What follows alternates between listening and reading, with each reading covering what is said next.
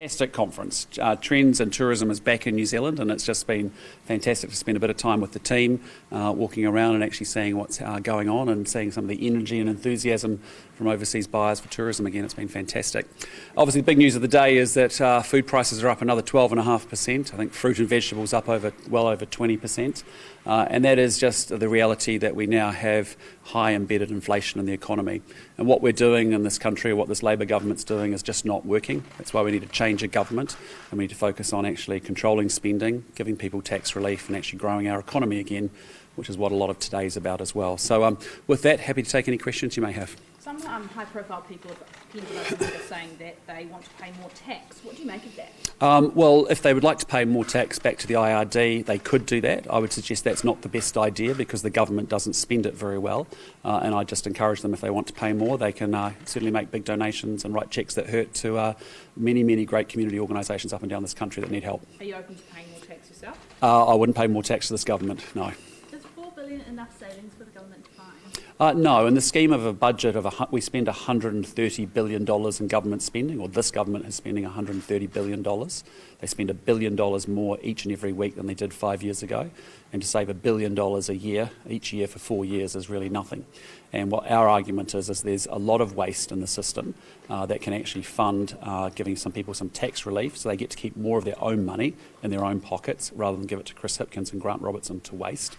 And that's what they need to do. Grant Robertson says you're in a Bermuda Triangle because you can't pay for your policies and tax cuts. When are you going to show Kiwis the money? Yeah, well, what I just say to Grant Robertson is for a finance minister not to have managed the budget for 5 years in a row is quite an achievement. I don't take any lectures from Grant Robertson on how to run an economy, or I don't think Grant Robertson understands the economy, frankly. So from my perspective, if he did, he wouldn't be spending $1 billion more each and every week. Each and every week, yeah, he wouldn't be spending extra $800 million collected each and every week in tax. He wouldn't have moved our debt from $5 billion up to $90 billion, and he wouldn't have hired 14,000 more bureaucrats and yet got worse outcomes. So yeah, I don't take lectures from Grant Robertson. You said yesterday ruling out New Zealand first was for another day. Today is another day. What do you rule out New Zealand first? I got nothing to say about that today. New Zealand first isn't in Parliament, and we'll have more to say about that later. You've obviously got a new candidate in Tamaki Makoto. What do you think of her chances in that seat? Oh, Hinareo is awesome, and I think she's fantastic, and she, it's really wonderful that she's standing in that seat. As we've talked about before, I want the National Party to be a national party, and that means that actually we are going to run in two Māori seats, and I think that's really important, that we actually take our values, our principles, our policies and our ideas to all communities across New Zealand. So it's fantastic that she's standing. What would National do to bring food prices down? Well, as we've talked before, we need to tackle the underlying causes of inflation, and that's what this government has failed to do spectacularly. And what we need to do is not pass costs on to businesses that lead to higher prices. We need to make sure that we free up our settings in this economy that encourage our sectors to grow. So think about our immigration settings. We need to go through the government spending line by line, exactly as New Zealanders do in their own households. We need to give people tax relief, and we need to get the Reserve Bank focused on a single goal of getting inflation back under 3%. So again, my frustration has been for the last 18 months talking about the adjustments the government could have been doing over the last 18 months in order to have a softer landing than where we are today. When people are sitting there at home trying to pay food prices that have gone up another 12.5%, when fruit and vegetables up over 20%, the money doesn't just magic up from somewhere. They don't just get it from somewhere because all their money's allocated. That's a function of a government that actually hasn't managed the economy well and has led to inflation, high interest rates, now a recession, and ultimately rising unemployment. Are the supermarkets making too much money? The core issue is fundamentally that the government is not managing those underlying causes of inflation. Having said that, within the supermarket industry, I think the fact that we support the establishment of a watchdog that has real teeth and authority, and we also support the use of a code of conduct to make sure the behaviour is in the right place. I worked in the grocery industry for 18 years. We saw similar implementations of those two actions in other parts of the world, where there were similar concentrated retailer environments as well, and they worked really well. So I want to try those two things first, and if they don't work, we'll go and go to some further escalation after that.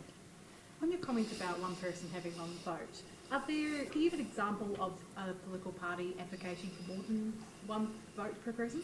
Look, our general view yesterday, as I said, was that the Māori Party, or Te Pāti Māori, and the National Party have different outlooks, different visions and different policies on how to take New Zealand forward.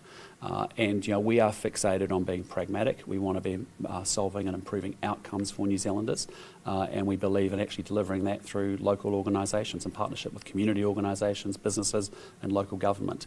And that is where we are fixated on. New Zealand is going through a power of pain.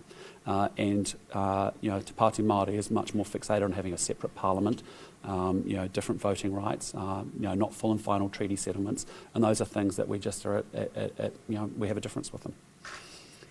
Do you agree or disagree with people being able to have more than one vote in a local body election? Well, look, no, I don't. Intuitively, I think it's right that if you've got multiple properties in multiple jurisdictions, it should be one person. You should get one vote, in one area. Yeah. What do you think of the budget hole that Auckland Council's facing at the moment? Do you think asset sales might be in order to save ratepayers from bearing the brunt of that? Look, those are issues ultimately for Auckland Council to work through, and I'm not close enough, to be honest, to understand what's happening within the detail of that. I know the councillors that I've spoken to have been working incredibly hard to try and work out how they get efficiency in the budgets that they've got, how they reset some budgets to get so they don't pass those costs on to ratepayers. But ultimately, it's an issue for Auckland Council to work through. And what do you think of the direction Wayne Brown's taking things in that context? Well, look, ultimately those are issues for Aucklanders and for Auckland Council. I can tell you those councillors are going through some tough times and having to make and weigh up some tough decisions, obviously, to get their budgets balanced and to make sure they don't pass costs on to ratepayers as best they can. But ultimately, they're calls for Auckland. What is the purpose of the public meeting you're holding inside later? Oh, look, it's just a chance I get out of Wellington as fast as I possibly can. I spend Tuesdays and Wednesdays there, and then typically Thursdays, Fridays and Saturdays I'm in different towns up and down New Zealand. And it's always a chance for people to come by and to talk to me about the issues that are concerning them. And I think they're really important because I think as a politician it's critical you don't get detached from the people. And so I find the public meetings, I do them in most places I go and visit, as an opportunity for me to get to meet people and to hear their concerns and what they think about the country and where it's going. So there's nothing sort of specific on your agenda regarding crime rates and things like that? Well, we'll be talking a lot about how we grow the economy, how we restore law and order, how we deliver better health and education outcomes for New Zealanders, and how we invest more in housing and infrastructure. And so those are the big issues that tend to come up in each of those town halls that we have. Did you have a message, if you haven't already, for the family who lost the Unilever student at Abbey Caves? Yeah, I mean, we talked about that yesterday, and it's incredibly tragically sad. I just feel for that family because, there for the grace of God could go any New Zealander sending their child off on a caving expedition like that. And, I just imagine the shock and the grief and the sadness that they're feeling. And our thoughts and prayers are with that family, but also with the wider community and the school as well. And just acknowledging that, that could be any of us. And so, our thoughts and prayers are with that family. Have you got any sense whether there might need to be any legislative change around outdoor trips or anything like that? Look, I think at this point it's really just making sure that family is feeling really supported and that community feels supported. There'll be a time, obviously, for the school and for authorities locally to determine what actually happened there. But until that happens, I think I think it's really just important to acknowledge the sadness that the family will be feeling. Great.